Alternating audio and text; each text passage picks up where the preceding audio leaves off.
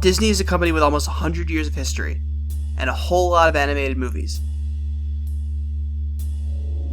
And I watched every single one of them.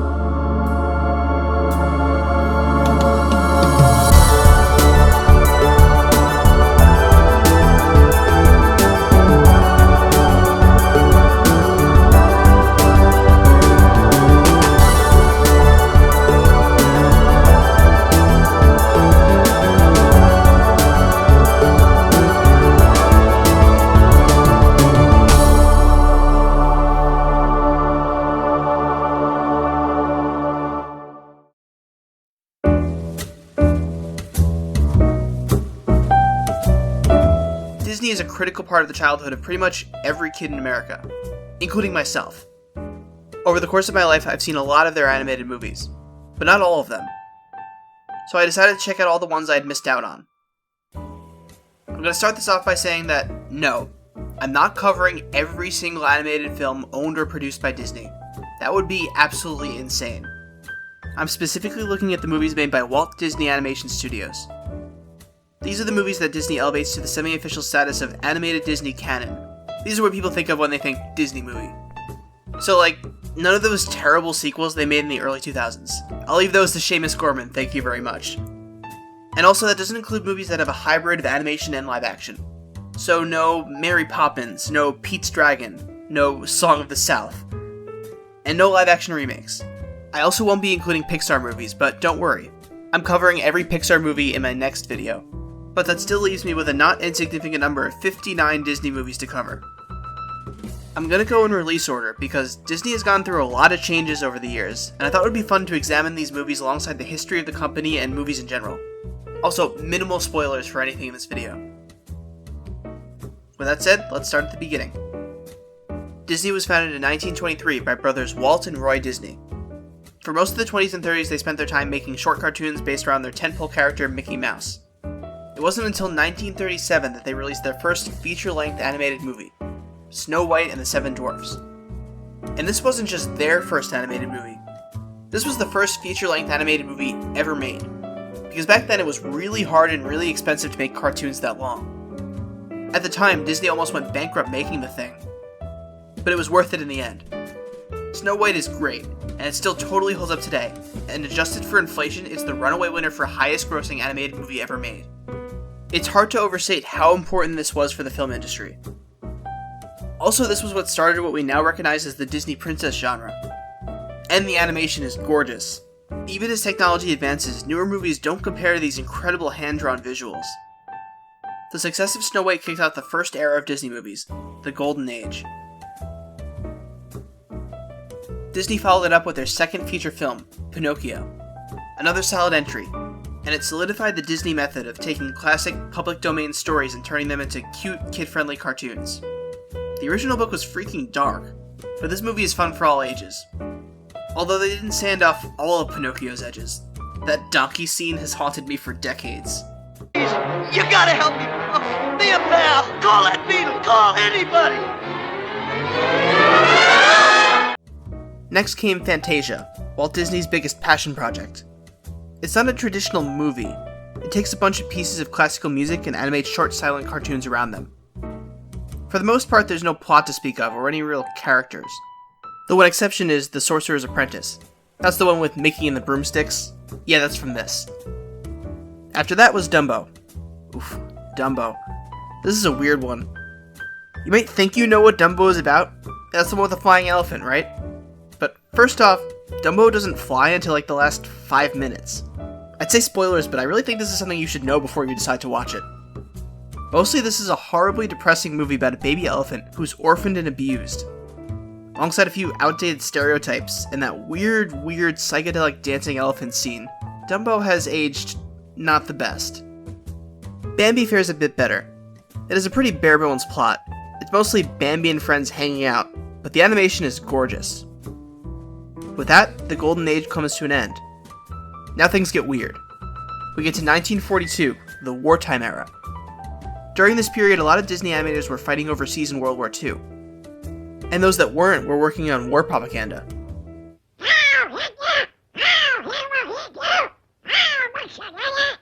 Yeah, that's jarring if you've never seen it before, isn't it? In the meantime, Disney cranked out a few movies, but they're wildly different from what came before. The next movie on the list is Saludos Amigos, which mixes a bunch of little animated shorts with live-action educational segments on Central and South America.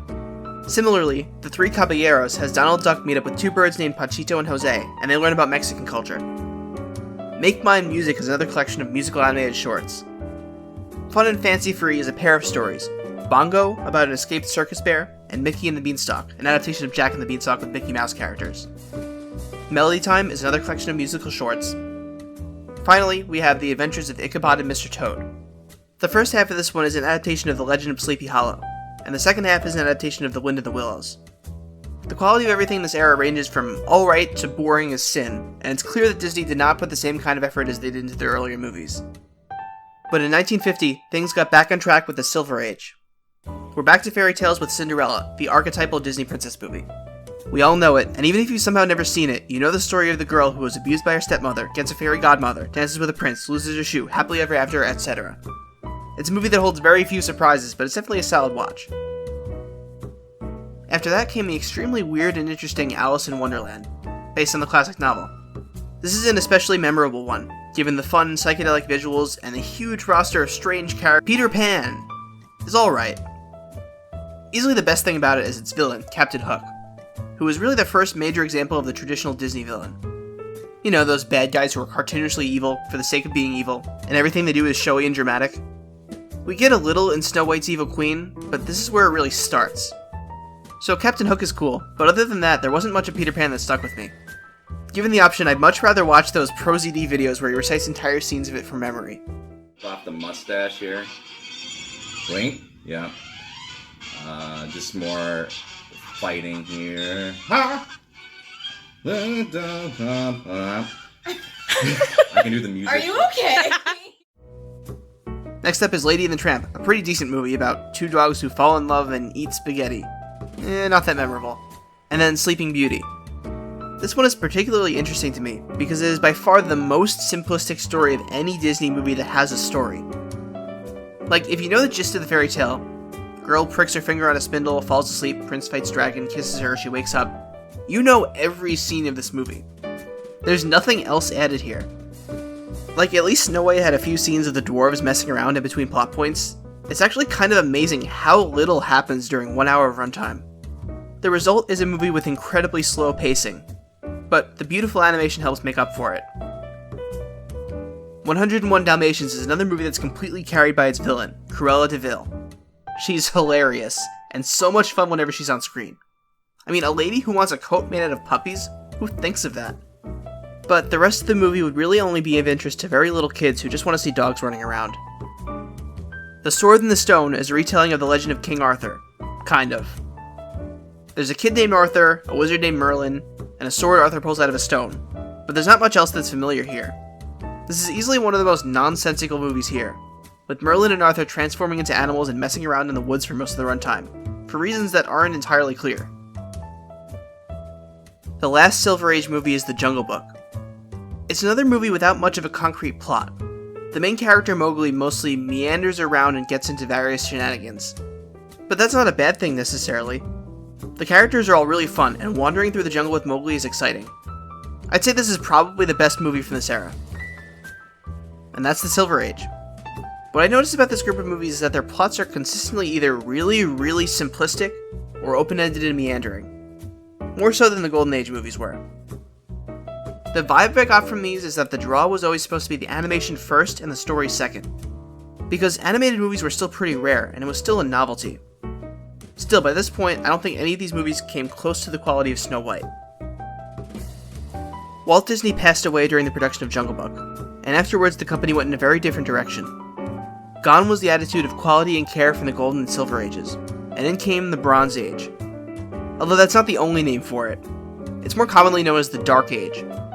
During this period from the 70s to the mid-80s, it was clear that Disney had adopted a strategy of churn them out cheaply, even if the final products were less than perfect. This era was also nicknamed the Xerox era, because of all the scenes that used recycled animation and sometimes even left guidelines in. Not all these movies are horrible. Some of them are pretty fun.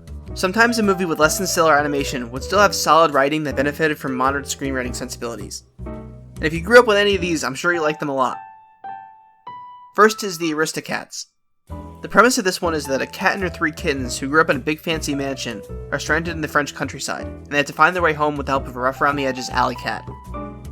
This is the first movie so far that I've had to explain in detail, because it's the only one that isn't so famous that everybody knows it.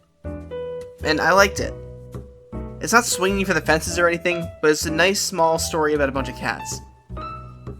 After that came Robin Hood, which I think is the standout movie of this era. It's a retelling of the Robin Hood mythos with anthropomorphic animals. And while it suffers from the same cheap animation as the others, it's fun, well written, with interesting characters, and a surprisingly complex story. It's really the only one from this period that I ever hear people talk about these days. Next is The Many Adventures of Winnie the Pooh. Now, this isn't actually a traditional movie. It's made up of 3 shorter films made over the previous decade that were stitched together to make something feature-length. Winnie the Pooh started off as a children's book character, and these were his first appearances in animated form. This movie is basically what created the modern image of Winnie the Pooh that we all know. Although the target audience skews younger than some of the other Disney movies, it still has a lot to enjoy for all ages.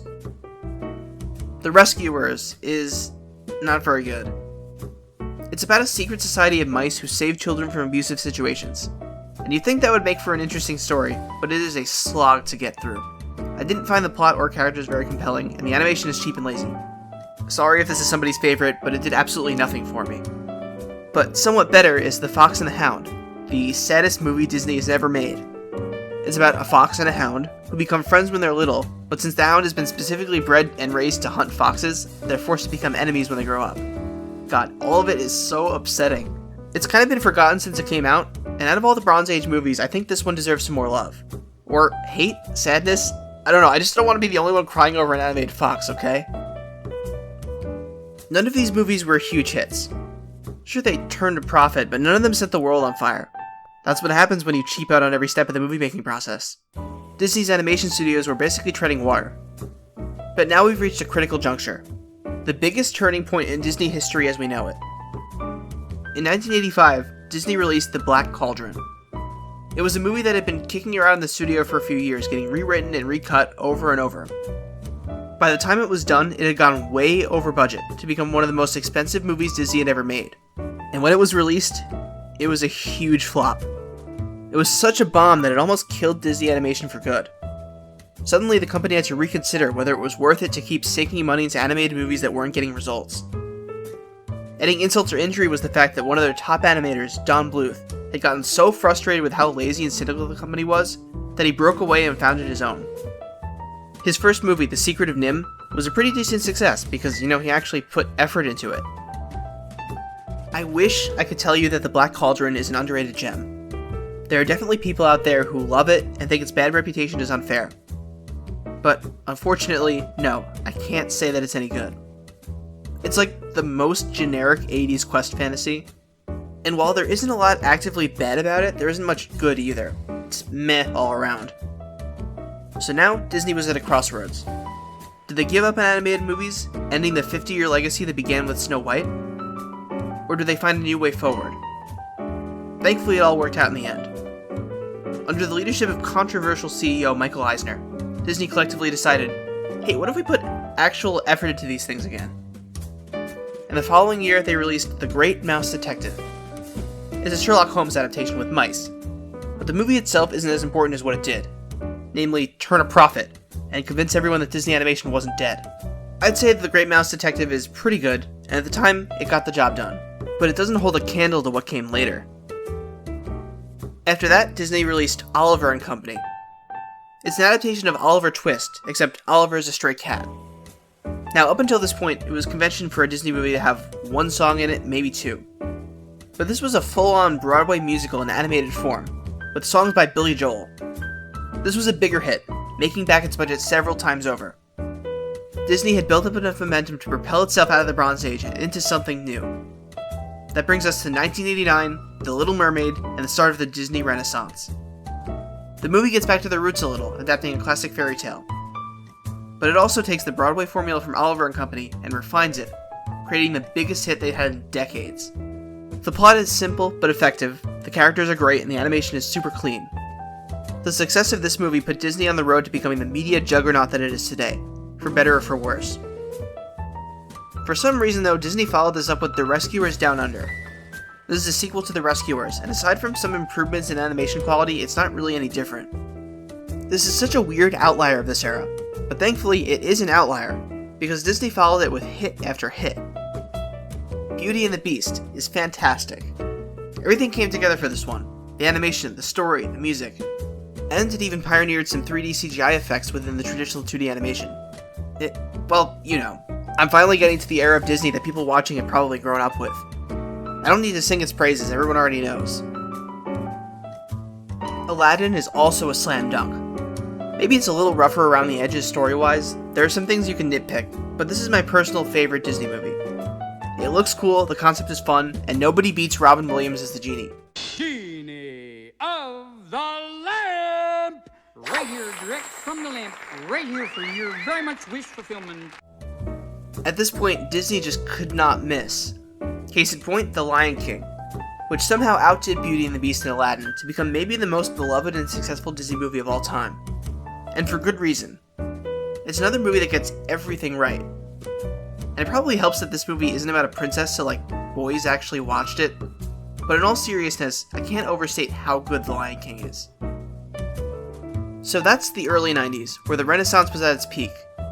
But in the late 90s, the quality dips a bit. Maybe it's not fair since the previous movies were so good, but it's hard to deny that the following movies were not as good. Next came Pocahontas, which, setting aside the rampant historical inaccuracies and less than stellar representation of Native Americans and colonists, the story is just not that interesting. There were a couple of movies that I watched for this and then immediately forgot about once I finished. This was one of these. The Hunchback of Notre Dame is maybe the most artistically risky animated movie Disney has ever made. It's so weird in so many ways, and some of it pays off, some of it doesn't. It's really dark, featuring a storyline full of murder, genocide, abuse, and there's that one song where the villain sings about sin and eternal damnation. And let her taste the fires of hell, or else let her be mine and mine alone. It very awkwardly mixes adult topics into a child-friendly vibe. Add on top of that some painfully unfunny comedy, and what you end up is a seriously mixed bag. I'm losing to a bird! You know what, just watch Lindsay Ellis's video on it. And while you're at it, just watch all of Lindsay Ellis's Disney videos. They're amazing. Hercules I would describe as messy but fun. Its plot is all over the place, and like you might expect, it takes some serious liberties with the Greek mythology it's based on. But it still has its moments. Hades is a top-tier Disney villain. And Meg is one of the few love interests with an actual personality and motivation, which is great. And the gospel choir stuff is some of the most creative and interesting music. Then we finally get to one of the all-time best, Mulan. The story of a girl from ancient China who dresses as a man and goes to war is an undeniable classic. I think this is easily the strongest story of any Disney movie, period. And the music and animation are on par with any of the best in the Renaissance era. And closing out the Disney Renaissance is Tarzan. This was a very popular and critically acclaimed movie when it came out. I personally thought it was just pretty good. The visuals and music are top-notch, but the story's a little messy. Still absolutely worth watching though. Now, if you've seen most or all of the Renaissance movies, you might have noticed that the earlier ones tend to have way better songs. Sure, Make a Man Out of You is great and all, but the musical numbers from the late 90s are generally not that memorable. There's a reason for that. The early Renaissance songs were written by Howard Ashman and Alan Menken. But, tragically, Howard Ashman died of AIDS in 1991, and the last movie he worked on was Aladdin. After that, Disney music was never the same. The Lion King had original music by Elton John, and Tarzan had Phil Collins, but Alan Menken and the rest of Disney's in-house musicians never really recaptured that magic again. That's probably one big reason why the later movies never quite reached the same heights as what came before. And that's the Disney Renaissance. Hit after hit after hit, and also The Rescuers Down Under, but mostly all critical commercial successes. But when the 90s came to a close, Disney moved away from the approach that had been working so well and entered a new period of weird and out there experimental movies. Suddenly, the musical numbers were gone, the fairy tales were gone, and we were getting more mature, unique stories that took new approaches we had never seen before. Some of them were good, some of them not so much. In the year 2000, we got Fantasia 2000, an update to the original Fantasia. Back in the day, Walt Disney had envisioned Fantasia as an ongoing project, with new editions being made all the time. That never really panned out, but thanks to the persistence of his nephew Roy E. Disney, we get this sort of sequel. It's kind of the same thing, short animated vignettes made around classical music, but with a more modern look to it. So, during this time period, the animation landscape was starting to change. Pixar had released Toy Story, the first feature-length computer-animated film, which I will get to eventually. We get there when we get there! And alongside that, Disney had some new competition in the animation business, with DreamWorks, the new company headed by former Disney exec Jeffrey Katzenberg. It was time that Disney tried dipping their toes into computer animation themselves, to try and stay ahead of the curve. So they released Dinosaur. I'm sure the animation looked really impressive at the time, but it's aged horribly since then. That's not the worst thing in the world, but the story isn't very interesting. In the end, this movie is just a very expensive tech showcase. Thankfully, the next one on the list is The Emperor's New Groove. This is a movie that I could talk about for an hour without running out of nice things to say about it. It's an off-the-wall comedy about a South American emperor who gets turned into a llama. It is the funniest Disney movie by a mile. Got so many good lines. Uh-oh. Don't tell me. We're about to go over a huge waterfall. Yep, Sharp rocks at the bottom? most likely. Bring it on. Unfortunately, it didn't do so well when it first came out, but it's gotten some more recognition in recent years. It's very much a the only people who don't like it have never seen it kind of situation.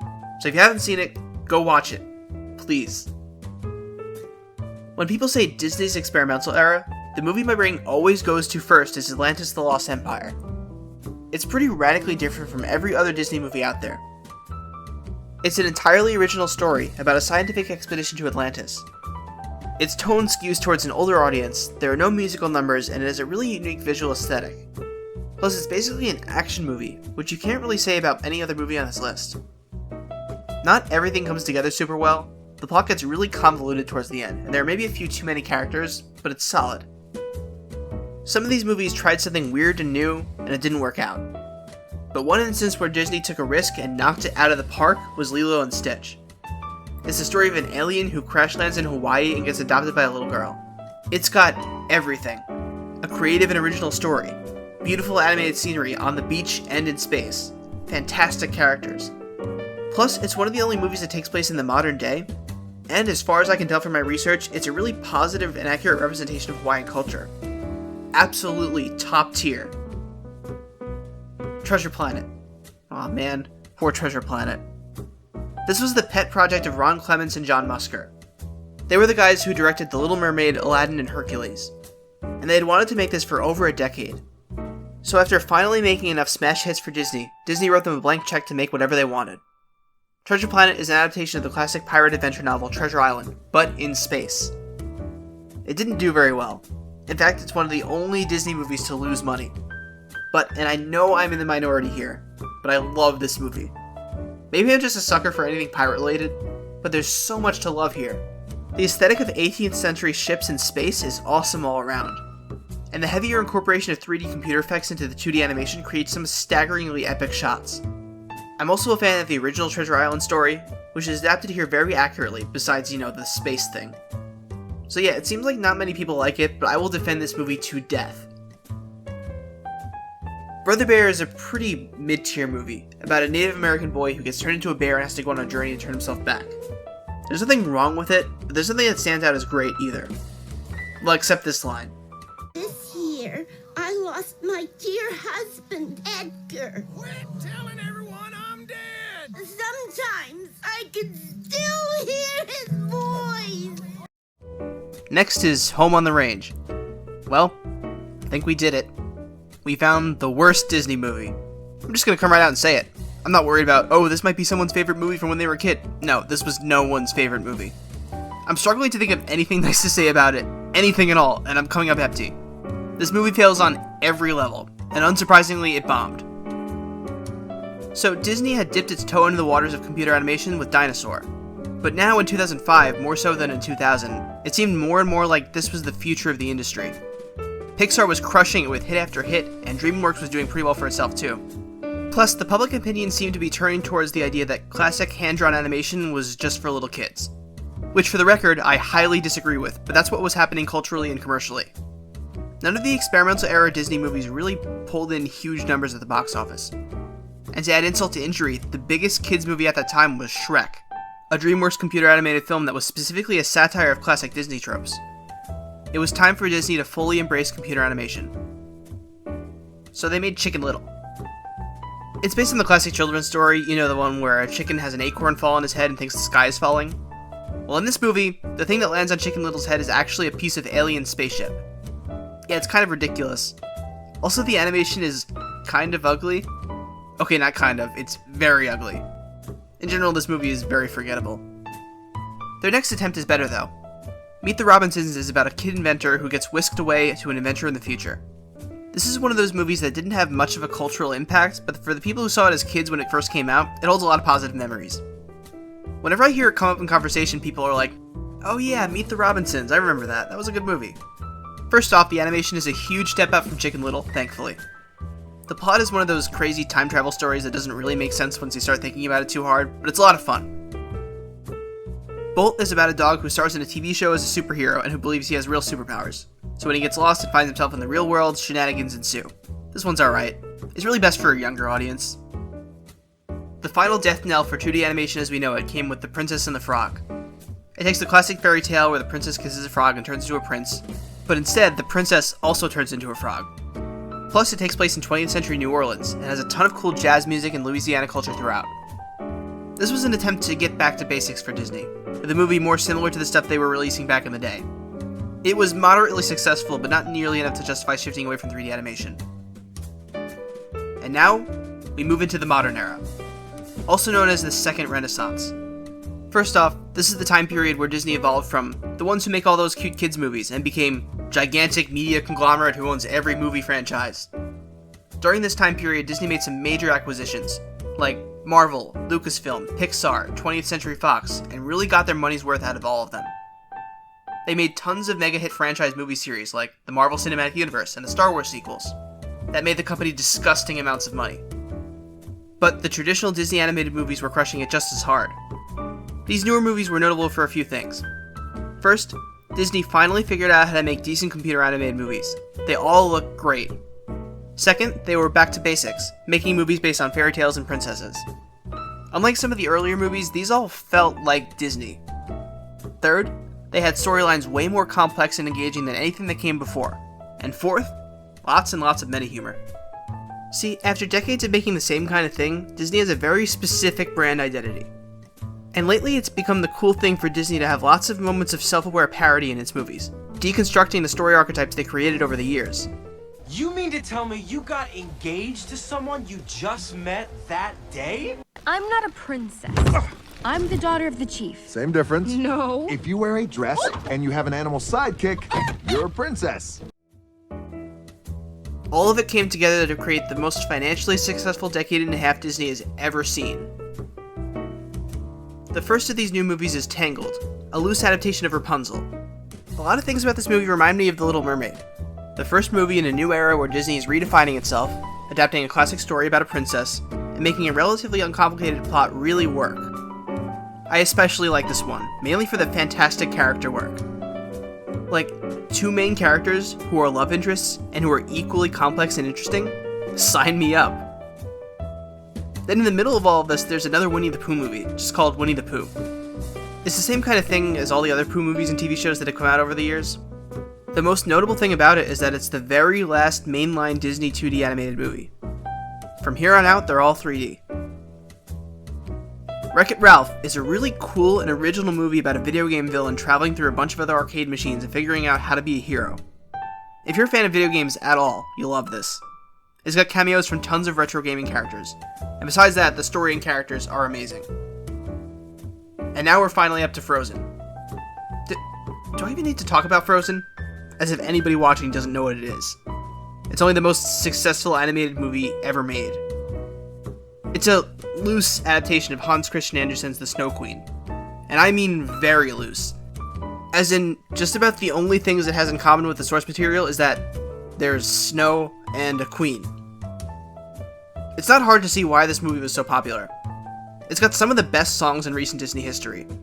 Yeah, I know we're all collectively sick of Let It Go, but there's a reason it was freaking everywhere for 2 years. It's a great song. And also the story goes hard on the whole deconstructing classic Disney trope thing that I mentioned earlier.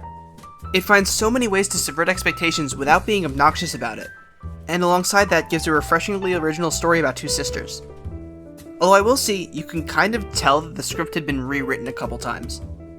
Once you start looking for it, there are tons of things that don't make a whole lot of sense and were probably left over from earlier drafts. But nothing to ruin the experience. It's still a great movie that deserves the hype. Big Hero 6 is a superhero movie. It's based on a Marvel comic, and both the comic and the movie combine both superhero and anime. Although the movie is much more kid-friendly. It's a solid story about a super team that's probably best known for this guy, Baymax. That's for good reason, he's the best thing in the movie. Harry baby. Harry baby. Zootopia, on the surface, seems kind of generic. A city full of anthropomorphic animals. Whoa, way to break new ground. But this movie is way better than it really has any right to be. It's a buddy cop story where the two main characters, one of whom is a fox con man, unravel a conspiracy in the city of Zootopia. Everything in it looks really cool, and because of the diversity of animals, you get to explore tons of different fun environments. Add into that some surprisingly poignant political allegory, and you've got yourself an especially strong film. The next traditional Disney princess movie is Moana. It's a fantasy story set in a world inspired by the culture of the Polynesian Islands. We've got great animation, a pretty unique story, Dwayne "The Rock" Johnson singing. What can I say except you're welcome? Alright, sure. And something that's a rarity in most movies but that I always appreciate, no romance. Thumbs up for me all around. Wreck-It Ralph 2. Ralph breaks the internet.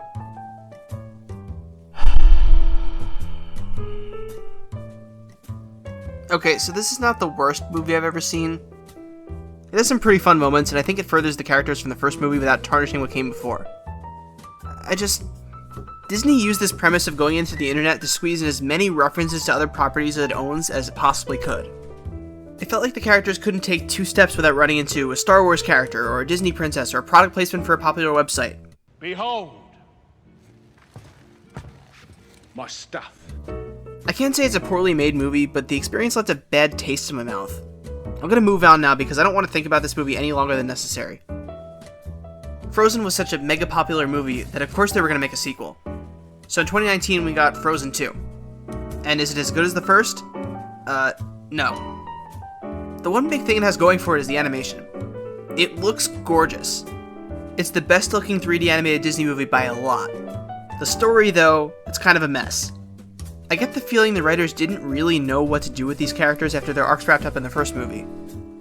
There's a lot of stuff crammed into the runtime, a lot of which doesn't get much development. It's got a couple of good songs, so there's that. The movie isn't terrible, but it's a hard one to recommend. Finally, we're at the present day. The most recent Disney movie as of now is Raya and the Last Dragon. It's about a fantasy world that's based on East Asia, and a princess named Raya trying to unite her fractured kingdom. It's pretty mid-tier, solid but nothing groundbreaking. I took some issue with the titular Last Dragon, who made a lot of jokes that I think fell flat, but I like the movie overall. It was released on Disney Plus Premier Access, and as of now, it's free to stream. And that's it. That's every Walt Disney Animation Studios feature film. After watching through all 59 of them, what are my final thoughts? Well, I listed them in release order not just for convenience, but because I'm fascinated with how Disney movies have grown and changed. Throughout its history, you get a constant cycle of innovation, success, stagnation, and reform. They're always reinventing themselves while still keeping their core elements, the stuff that you think of when you think Disney. Things like fairy tales, family-oriented stories, colorful, bright, happy visuals, and that hard-to-define quality of Disney magic. No matter what direction the studio takes, these things are always there.